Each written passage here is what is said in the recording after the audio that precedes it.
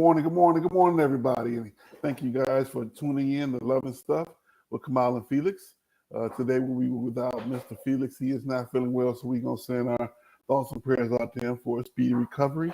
And want to thank you all once again for joining us. It is August 6th, Saturday, 11 a.m. Eastern, 10 a.m. Central, and 9 a.m. Pacific.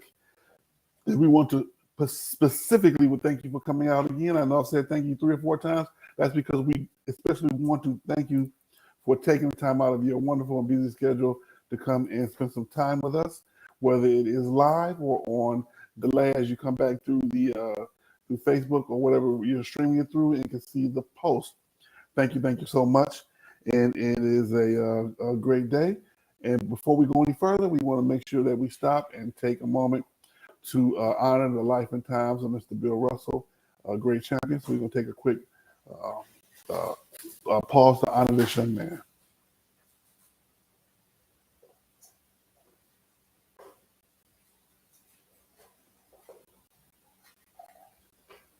Thank you for that. Bill Russell, probably one of the greatest NBA champions of all time, arguably one of the best, champion, civil rights activist, man known to speak his mind at all times. A lot of people didn't like that, but it is what it is. You don't like it, you get what you get. You can't expect people to talk and then say what you want them to say at the same time. And he made sure he spoke his piece at all times, which is something that is not easy for anybody to do. But to Bill Russell, we say rest in peace and thank you for your contributions to the NBA and to the world as a whole. Thank you very much. And we want to thank you again for showing up and for joining the Love and Stuff community. Make sure you click like, click share, and say, hey, Kamau and Felix is on without Felix today, but Kamau was there. He's giving us crazy sports opinions. And sometimes we don't always agree with what he said, but we still want to hear what he got to say anyway. Thank you, Ms. Marilyn Hamilton, for coming out. Make sure, Ms. Marilyn, you please click like, click share, call, get people on the phone. Say, hey, it's Saturday morning. I know we don't have Soul Train anymore, but we can clean up the house while Kamal's in the background talking about sports and sports of the day. As always, don't forget to get this book. Gratefulness Journey Every Day, written by the one Mr. Marcus Holmes. He is the Wiz that lives in Oz, and he is the producer behind the scenes. Make sure I get it out of the light. There we go, so we can see a good picture of it. He's the Wiz behind the magic behind everything that we do here, and he is the leader of our parent show, Love and Stuff, that comes on Tuesday evenings. And so make sure you check him out on Tuesday nights as well, 8:30 Eastern, 7:30 Central. I hope I'm saying that correctly, somewhere right around those times. If not, bump it up 1 hour for Eastern and Central. I can tell you, though, that he has a wide range of topics and something that fits everyone's life one way or another. And at the end of the day, it is all based in love, as we are here in the in Sports Talk with Kamau and Felix. First of all, we're going to start off with our topic of the week as selected by you, our viewers, off of Facebook. Our topic that got the most votes was, should the Tigers have been players at the deadline? And in my opinion, I would have said no. We already don't have a lot of overwhelming talent, and what we're gonna give away or get back, hopefully some talent that we can use immediately. Since it's been a while, because we've even sniffed going into the playoffs, so we wanted to have that happen for us. We traded Robbie Goldsman, an outfielder, and reliever Michael Fulmer, and we did get some prospects back in return. It looks like that's a long-term plan as opposed to short-term. Those gentlemen had expiring contracts, if I remember correctly, and they were looking to release some cap space.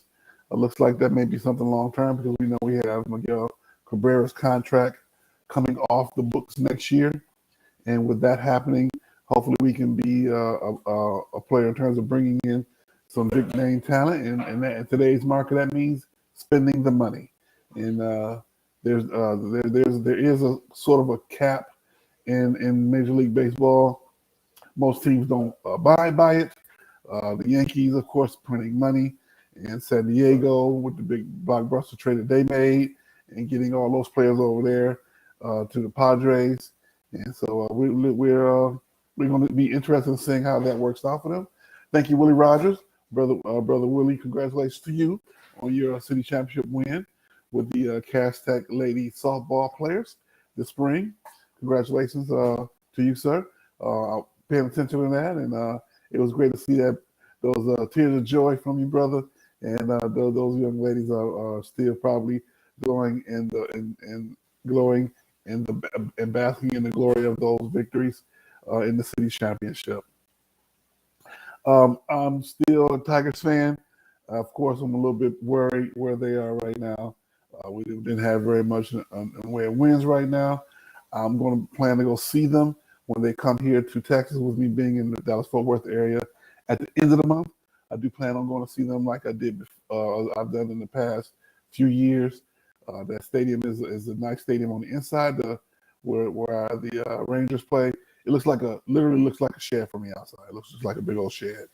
It's an indoor-outdoor with the roof is retractable, and it looks like a shed. It really does. It is not the most aesthetically pleasing from the outside, but inside is beautiful. It's very beautiful on the inside. So whoever designed it, I would say to them, yep, we gonna send you back to architecture school, because hopefully next time you can get a little bit better. Ms. April Shear, thank you for coming out this morning. We are discussing our initial topic of the week, which will show the Tigers have been more players at the trade deadline. And because I just long for the days where it's a trade deadline and we going out, we're making moves, and we're saying, hey, we're gonna push the envelope. And yes, I know we're a quote unquote small market team, but the goal is to win. So I know there was a press conference early in the season where the owner said he was pleased with the direction of the team. I would hope that he is being sincere in saying that, and I just hope that the plan is in place to do so. Because if you don't pay those who fail to plan to fail. I know that from experience, as well as just hearing hearing those words. You have to have a plan in place, whether that plan works or not. By having a plan in place, makes things all the better, because at least you know where things did not go right and where you can make changes in the plan if you are actually following one. It's an exciting morning. Thank you again, Mr. Cedric Lynham, Rising Overbound, brother of mine. Thank you, sir, for coming out this morning, as I am switching news to the biggest sports news of the week, which is Brittany Griner. She was sentenced to 9 years in jail in Russia and 1 million rubles, which is about $16,000 in our money these days. And thank you, Mr. Lynham. Go Blues, as you say, but go green, of course, with my Michigan State shirt and my flag right behind me. And it's all love. It's all love. We know the big game is coming, and I've already looked ahead at the schedule. That a big football game is on another sports talk weekend, and so we'll be doing the show. And hopefully, if I can pull it off, I would love to be at the game and do the show from the parking lot. Lord willing, the creek don't rise, so we're gonna see what's happening there. But let me go get back to Miss Brittany Griner. There's been a lot of talk about how we as Americans have abandoned her, how the government abandoned her, and also a lot of talk of how she did wrong and that she got sentenced because of it, and how she's been a political prisoner. And it's a combination of all those things. She broke their law by bringing THC cartridges for her vape pen into the country, and that's not something that they are allowed over there. And it's punishable, and she received the punishment. I did see something on the internet where someone had more in terms of the way of vape pen that they brought into the country, and they only got 4 months probation or just 4 months period, and they had to pay a little bit more in terms of money for them to get out. And of course, they were of a different skin hue, and But at the same time, you got to remember this is a political society. This is political reasons behind it. There's a war with Russia and Ukraine, and we are backing the Ukraine side. And Russia asked us not to get involved with it, and we have done so on a small basis by helping to arm the other side with guns and missiles and missile launchers and things of the like to help them defend themselves. And so, of course, when you're doing that, there's going to be some consequences and repercussions in the way of sanctions. And they're sanctioning the whole world is actually not the entire world, but a good portion of the world are lining up against Russia on this one. Even some of their allies are asking them to leave that alone, that offensive alone, because it's they see it as a part of a larger plan of going back and getting the territories that may have seceded from Russia over the years, as well as take over some more along the way so they can expand themselves across Europe and make themselves more of a major player in the world. So I can understand why things got that way, and my heart goes out to Miss Brittany, and I hope that our government can work some things on back channels, and she can just show up home one day, and it won't be a real big deal. And like the time where they rescued another young lady in the wartime, and hopefully that can just happen. We'll look up, and Brittany will be home, and she can be at some type of event, and maybe and just have like something really small, and saying, hey, but I'm here, but it'll be really big on our end to have her home, and I just hope that everything works out well with that situation. Don't forget to click like, click share, and let everybody know that we are here on Sports Talk with Kamau and Felix. Sans Felix, he is under the weather, so we want to once again send our thoughts and prayer out to him. We want to thank everyone for joining to the Sports Talk with Kamau and Felix community on Facebook. We have lots of people joining every week. We want to thank you for that. If you are watching the show and have not joined, make sure you go to Facebook and find our page and join the crew. I send out requests every week to all my friends and family, and every now and then somebody clicks on it and said, "Hey, I'll join," and we send you a nice thank you note, put your name up on the site as an appreciation. Also, make sure that you get the book, Sports Talk with Kamau and Felix, about his young. I'm sorry. Sports Talk with Kamau and Felix is the name of the show. The name of the book is Gratefulness Journey Every Day by Mr. Marcus Holmes, the gentleman with all the letters and qualifications behind his name. That young man right there with the handsome smile, the Wiz that lives in Oz. He's the man behind the scenes, the producer of the show. With his own show on Tuesday nights, the flagship of the entire operation, Love and Stuff, because everything we do here in this community is done with love. Moving forward, we are getting into football season. Football season is here. I'll start off with the Hall of Fame game, which was Thursday night, which I did not get to see, considering that my work schedule is afternoons, 3:30 to midnight, and it's a little bit of a challenge to do so with that schedule, but you got to keep moving forward. I'm here, and I'm blessed because of it. Thank you, God, for me to still be able to get up and get the show moving after working late and your body trying to adjust. But I'll speak more to that at the end of the show. First thing is Kyler Murray. We talked about a big contract last week, but what we didn't know that was leaked, that there was a study clause in his contract that says he has to study at least 4 hours a week within the season. That was a huge controversy, saying that people making overtures saying, hey, he is an African American quarterback, and you got to put these stipulations on him. And why does it have to be? Here it is trying to say the black quarterback is smart enough to be out on the field. I don't think that's the case. He's definitely gifted athletically and academically. For him to, he's always carried good grades, carried himself very well. Of course, he's in this new generation with the hairstyles and everything that they wear today, and but you wouldn't know that's just a part of his style if you don't get a chance to talk to him. Of course, my generation now, we're the new get off my lawn generation. So when we see the kids nowadays, the tattoos aren't much of a problem because most of us have them, and Iverson pretty much dispelled that. But when we see a lot of the hair, we talked about that a little while back with the NCAA tournament, the men's basketball tournament, and how the hair with the braids, the dreads, the hair with the shave size and the poofy top. That's the style now. Looks like a pin top in a lot of ways.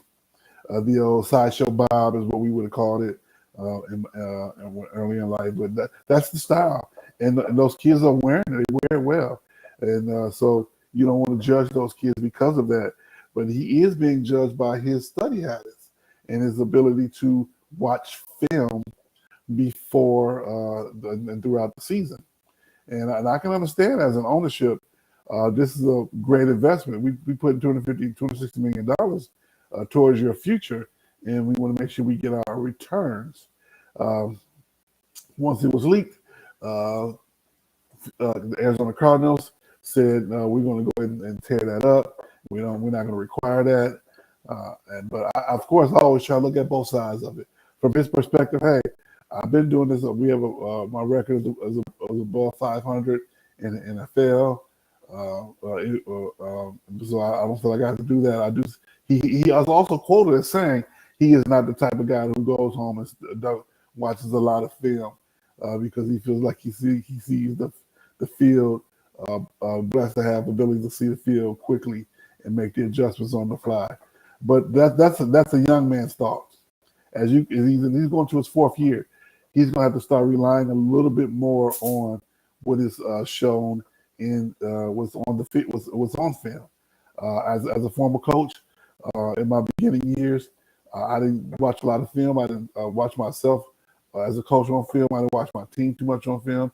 But the more and more I studied my craft, all the great coaches said, you're going to watch the film. You need to watch film. You need to study your opponent's tendencies and what they do in every situation. Whether it was when I coached football, it was down and distance. Watch the tendencies of the players and see if they're lined up a certain way. Is there going to be a run play, a pass play? Is it going to come to your side? Is that guy leaning, what we call tipping the play? You got to be able to see that. And those are things you see when you come up to the line of scrimmage. As a lineman, I was able to see it quickly. From not only watching the film, but watching body language.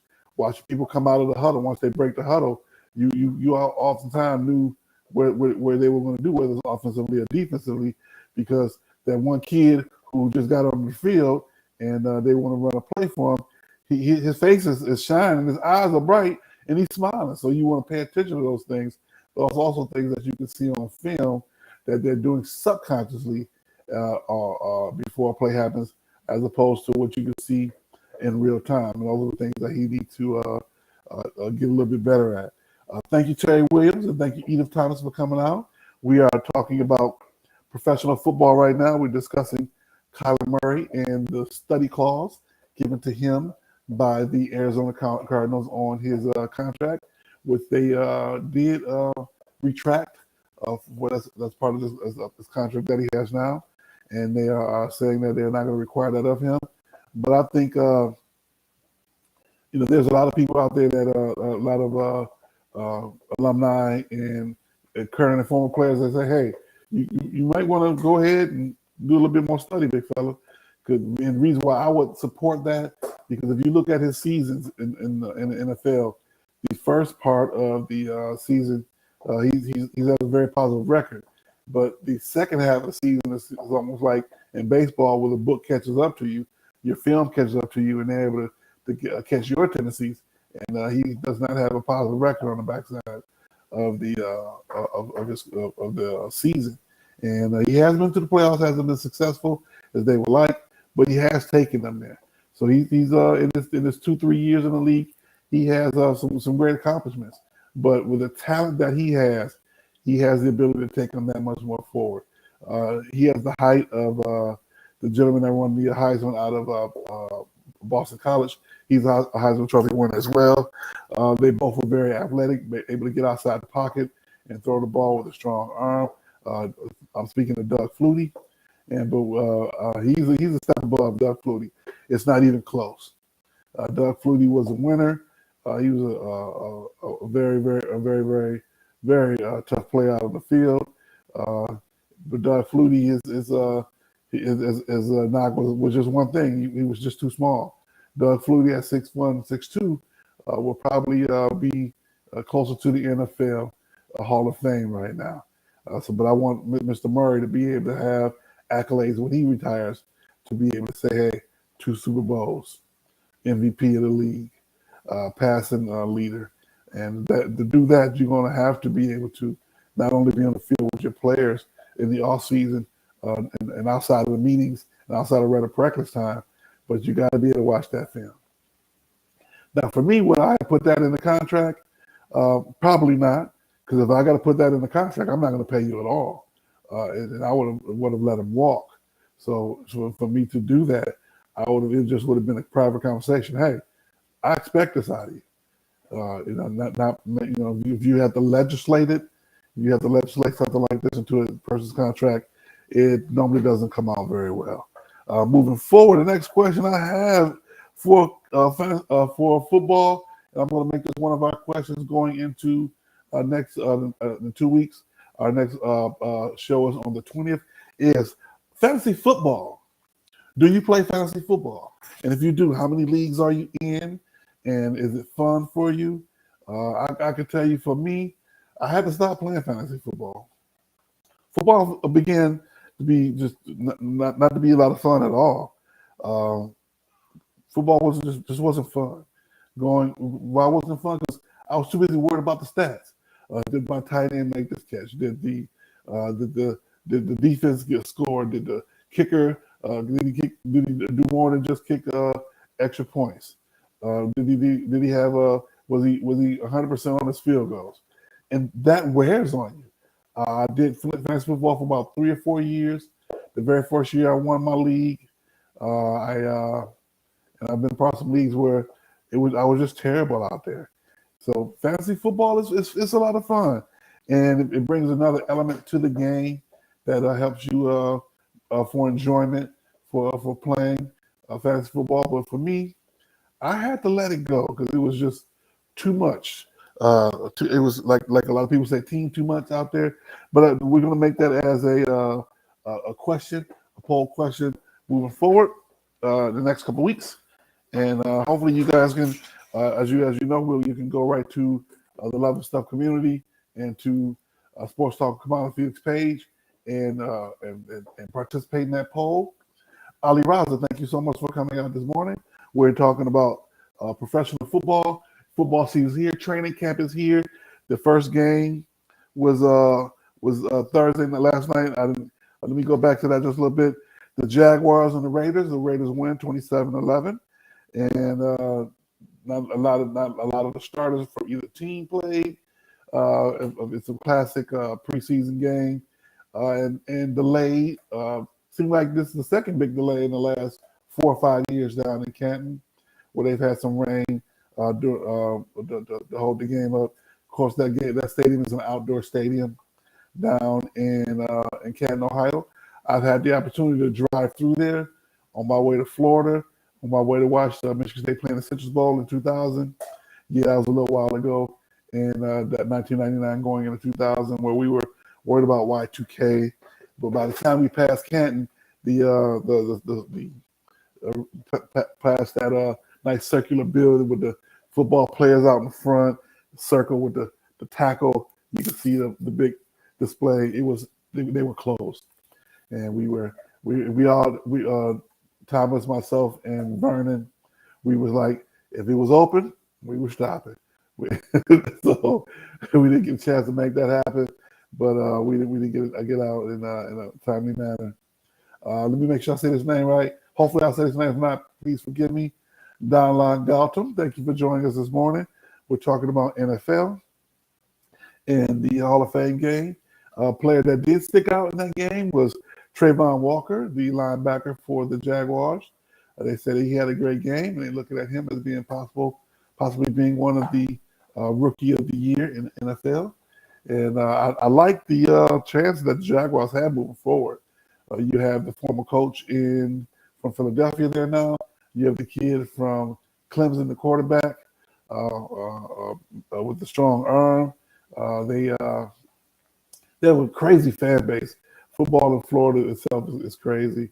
And I like the uniforms. Something about those uniforms. They've revamped them over the years. And Doug Peterson, is that his name, the coach's name? And so they're. I think give them some time this year. They didn't have a very good season last year, but this year I think they're going to be okay. There's some talent in Jacksonville, and there's some good coaching there now. And I'm excited to see what's going to happen moving forward. You have a quarterback coach with a young quarterback, and he's there to mentor him and bring the team around. And I'm excited to see what the Jaguars are going to do moving forward. Of course, the Raiders in Las Vegas now.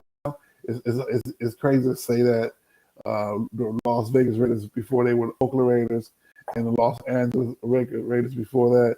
Now they're in Vegas, and that beautiful stadium. It is beautiful.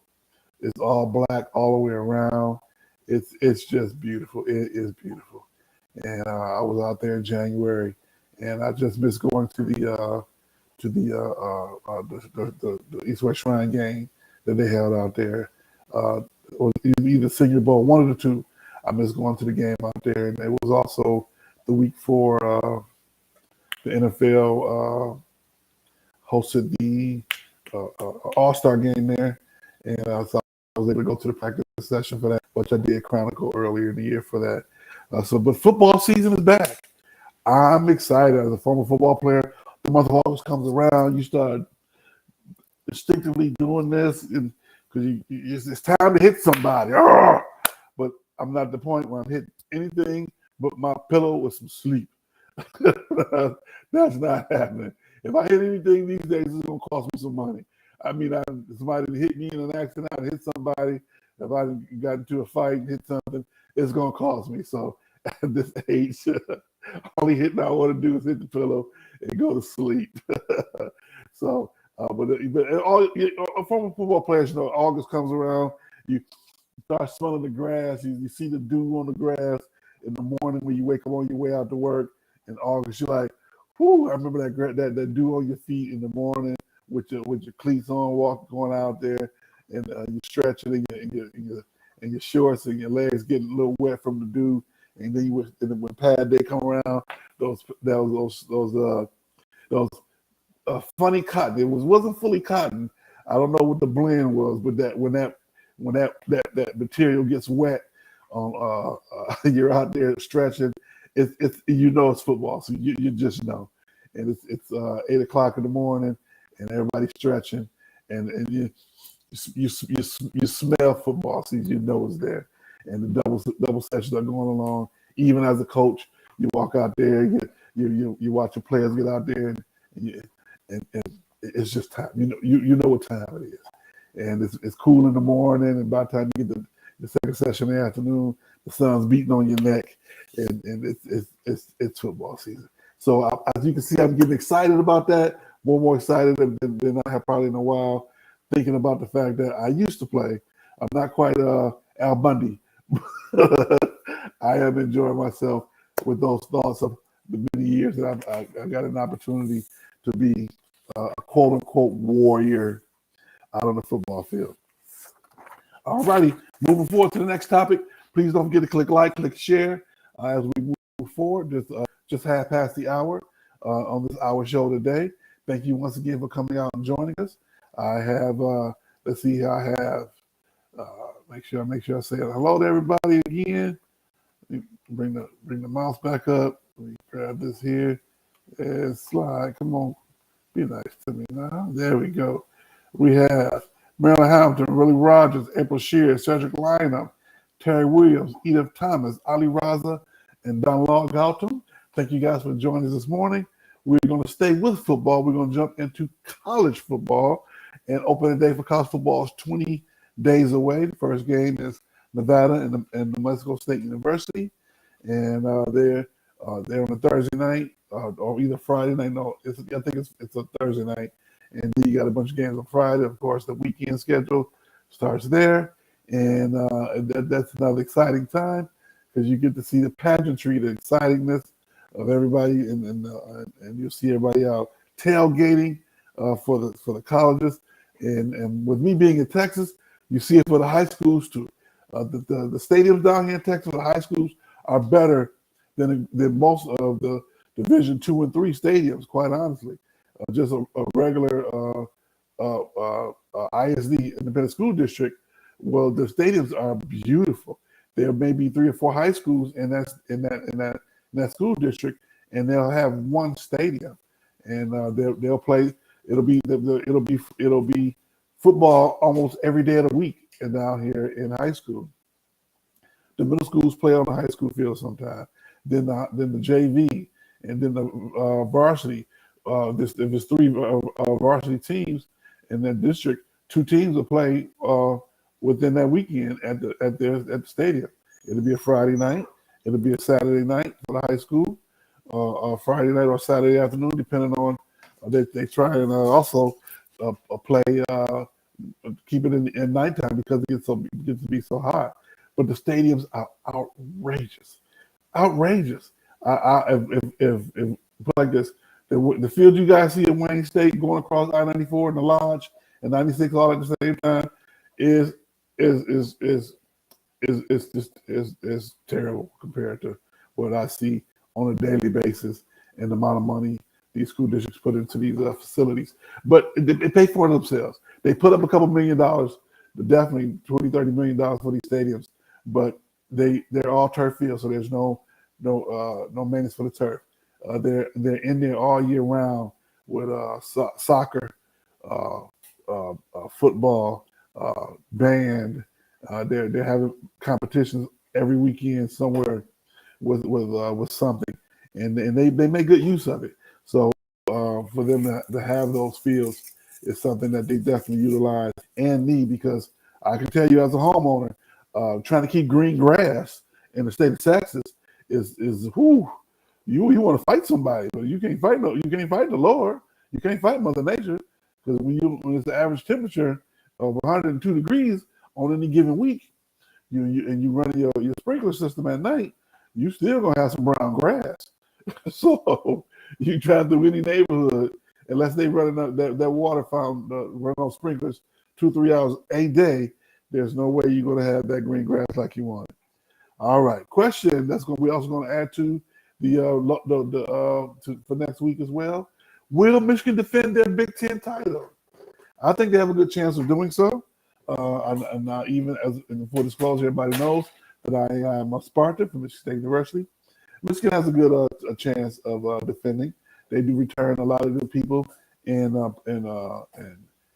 positions that are critical.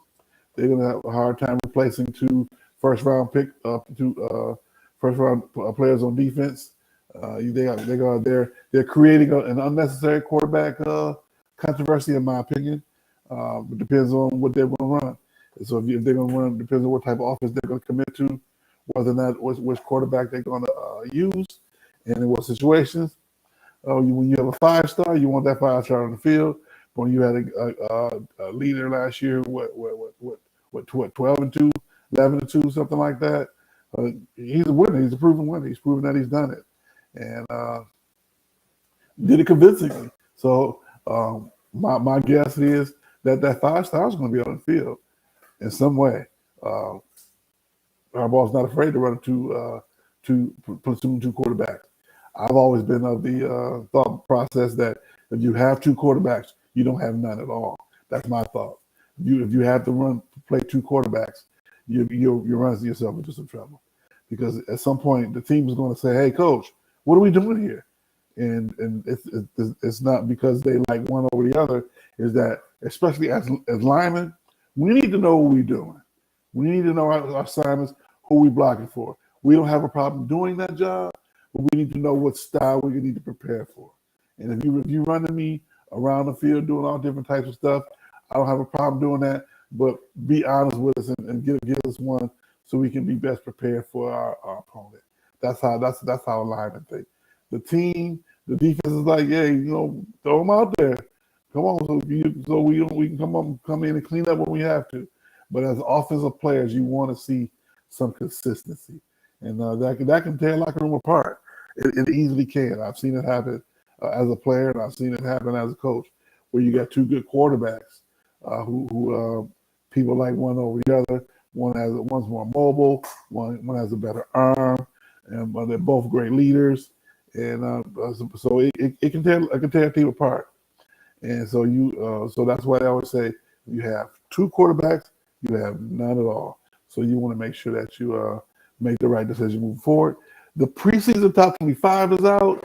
We have Pittsburgh going in reverse order from 25 to 1. Pittsburgh, Tennessee, Kentucky, Houston, Wake Forest, Michigan State, Miami, Penn State, Cincinnati, Arkansas, Wisconsin, Oregon, Oklahoma State, USC, NC State, Baylor, Texas A&M, Michigan, Oklahoma, Notre Dame, Clemson, Utah, Georgia, Ohio State, and Alabama. Of course, Alabama is going to be there. Ohio State's going to be in there. Georgia's going to be there. Top 5 teams, Utah and Clemson. I'm not too sold on Clemson. Clemson, in my opinion, is not the Clemson of old. They may be getting a little bit of love because of their previous showings over the last 5 years. They do have they are returning a quarterback who got a full season up under his belt. Clemson has always been a stalwart on defense, but I think I'm of the professional opinion, unpaid professional opinion, of course, that Clemson has jumped the shark. What does that mean? They're still going to be good, but they're not going to be the Clemson that we had grown accustomed to with Deshaun Watson, the quarterback that's down in Jacksonville right now, and the one that the big strong 6'4" kid, 6'4", 285 quarterback who can sling it. He can sling it with the best of them, but a little bit of inaccuracies, and hopefully he's cleaned that up a little bit, and the team will rally around him. You got good old Debo, coach down there, who's probably the biggest character in college sports right now. He's just as crazy in victory as he is gracious in defeat. If he beat you, he gonna talk more stuff on you, but if he lose, he will say, hey, they beat us. He'll own up to it. But when he wins, oh Lord, he's the interview you want to hear when he wins, because that smile come on his face. First thing you do is thank God, and after he thank God, oh, he gonna sing the praises of his team. But when he lose, he does the right thing. My team wasn't good enough today. Congratulations to the other team, and he'll take his hat off. He'll show how frustrated he is, but he will definitely stay to let the other team know. Thank you for a great contest, and thank you for playing, working hard against us today. And he's just as gracious in defeat as he is outrageous in victory. Thank you, Ms. Valencia Edner, for joining us today. Right now, we are talking about college football. We're going over the top 25. My question today is, if we're looking at this top 25, which team in the top 10 specifically will not be in the final poll? Because it happens every year. Top 10 team that's there now won't be there. So right now, the top 10, you have Baylor in reverse order. Baylor, Texas A&M, Michigan, Oklahoma, Notre Dame, Clemson, Utah, Georgia, Ohio State, and Alabama. So looking at that group, what team would you would you guess to say, or put some conjecture on, a little bit of hot stove talk on, which team will not be a part of that grouping at the end come January, first Monday in January, second Monday, possibly the third Monday after the national championship, and which team that would you say will be there? Of course, Alabama is the first thing you're going to say will probably still be there. Which team probably won't be there? I'm not for sure about Clemson. I don't know. Oklahoma has a ton of talent there, They have that. They still have one of the quarterbacks after the one kid transferred out to UCLA. They brought in a defensive-minded coach to bring some toughness there. That's what they brought him in for. Notre Dame is looking absolutely great in the recruiting trail. We're going to see how things turn out for them this year. After their coach bolted and went to LSU, and they hired the young man, the defensive coordinator, and they love that man. I've seen such a love affair with a coach by a team in a long time. That to me, that's not always the greatest thing because familiarity breeds contempt. You still want to have a little fear of your coach. You want to love your coach. You want to be able to run through a brick wall for him. But you got to have, the word is still fear. If you haven't played football or any kind of sports, you got to be able to understand that even though you love that coach, he gonna chew you out. You gonna wake up one day, you gonna have a milk bone underwear because football is a doggy dog world. That might be your day to get chewed out a little bit. And also, what team that's not in the top 10, that's not in the top 25 at all, may be finished out in the top 10. Those are a couple more polls I'm gonna add to the site for next week. I'm sorry, for the next 2 weeks on August 20th, which is gonna be our next show. And so we're gonna see what you guys think. Looks like we're looking at 3 or 4 polls going into already for me to post. I'll have it by Monday. And I like the Utah program. The program has just continued to get better. Excuse me, no matter who the coach has been over there. They've had 3 top name coaches, and they've all 3 coaches have brought that program to the next level. And also, only thing I don't like about it, Utah seems to be a springboard, not a destination. And it's probably they are the Utes up there in Utah. They passed BYU. BYU was the preeminent program in the state of Utah, and now it's the Utes that red and gold or red and white with the feather on the side of the helmet, just the big U. They just come after you. They're relentless. I like and of all those top 10 teams, Baylor worries me because they have a tendency to be inconsistent. Lots of talent. Baylor just right down the road from me, down in Austin. No, I'm sorry, not in Austin. They're not in Austin. Please forgive me. But I'll think of the city in just a minute. But they are right there. Their campus right across from them.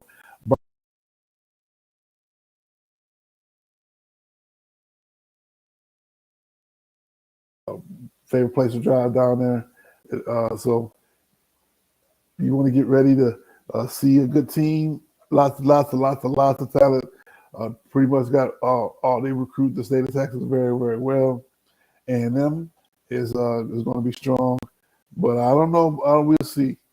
Not everybody defections in the SEC, the Big 10, the Big 12. And things are a lot pretty much in the air in a lot of ways, which is good because uncertainty makes things great because that means somebody has to step up. That means there's an opportunity for someone to step in and say, hey, I'll be the one to step up and lead my team to being to the greatness that we want or where we want to be. All right, and looking at 11 through 25, we have strong programs. USC looks to rebound after they have the coach from Oklahoma. Wisconsin is always going to be there. Cincinnati, after making it to the college football playoffs last year, are looking strong. The Demon Deacons, Wake Forest, Kentucky is an SEC program that has their cyclical moments. Let's see here. Oklahoma State, right here once again in the South. NC State. NC State is that's another program you look at when you think of football. You normally look at them as a basketball school, but they have have been strong lately. Arkansas is always a team to me that over the years who's always had a lot of talent and that's could never quite put it together in terms of coaching or the players. Something was always not. It never been. The scales never balanced itself well with them. Of course, we have Penn State and Michigan State are there again.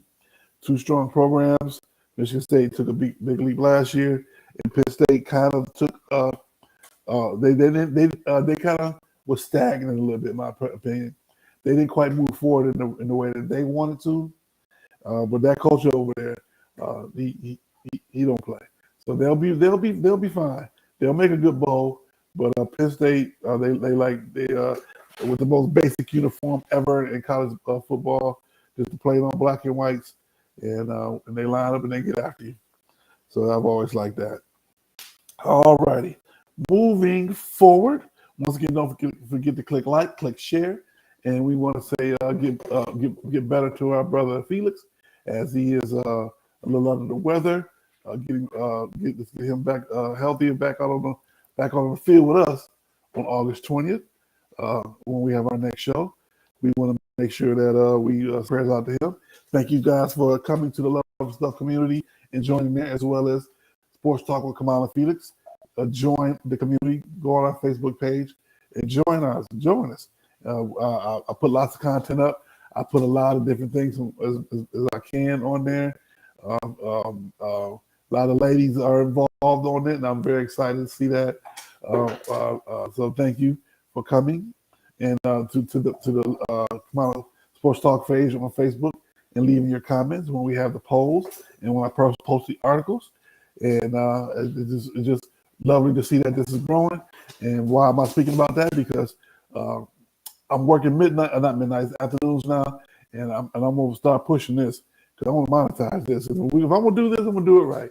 And we're going to monetize. We're going to take it there. You hear me, Marcus? We pushing this. We're going to take it to the next level. This is fun. This has been a hobby of ours.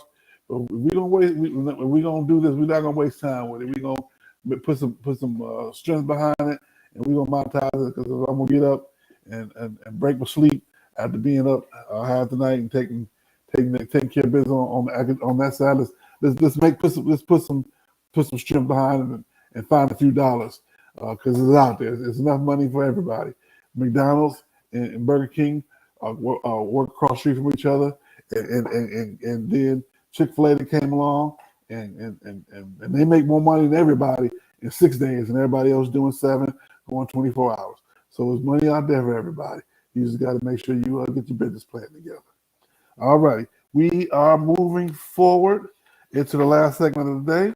So let's take a quick pause for the pause as we go on to Stupid Sports News.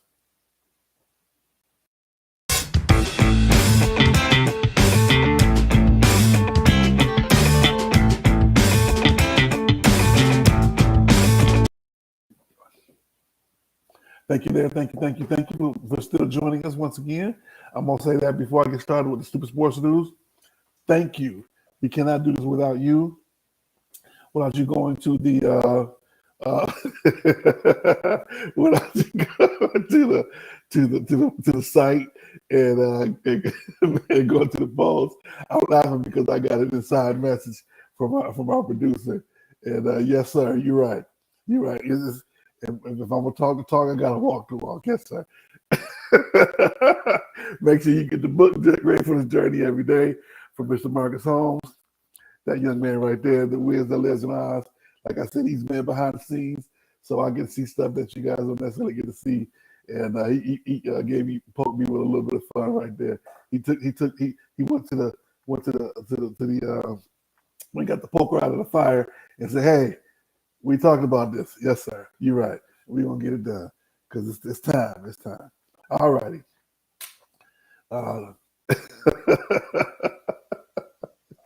All right. We want first thing before I talk about this, I want to make sure I congratulate a young lady by the name of Amber Moore. She's been named a director of women's basketball operations for Syracuse University. A few months back, we did a show, a live show where I was at a Big Q's barbershop in North Richland Hills. That's his niece. And he wanted to make sure that we highlighted her and gave her a shout out. So I want to make sure I do that because she's a Detroit young lady and great career in college. And now she is going to the business side of it. and hopefully one day we'll look up and see her be a head coach in the college ranks of WNBA or somewhere out there in the world. But as we go to Stupid Sports News, I didn't have a lot this week, but I was able to something happened really, really quickly. So of course we know that the Deshaun Watson thing came down. He got the 6 games, and the NFL is appealing. And I've been to talk about that. I don't know how I skipped over that. So we're going to quickly jump into that. Deshaun Watson got 6 games from the NFL, and the NFL did come back and say they're going to appeal that decision to see if he's going to get more games than that.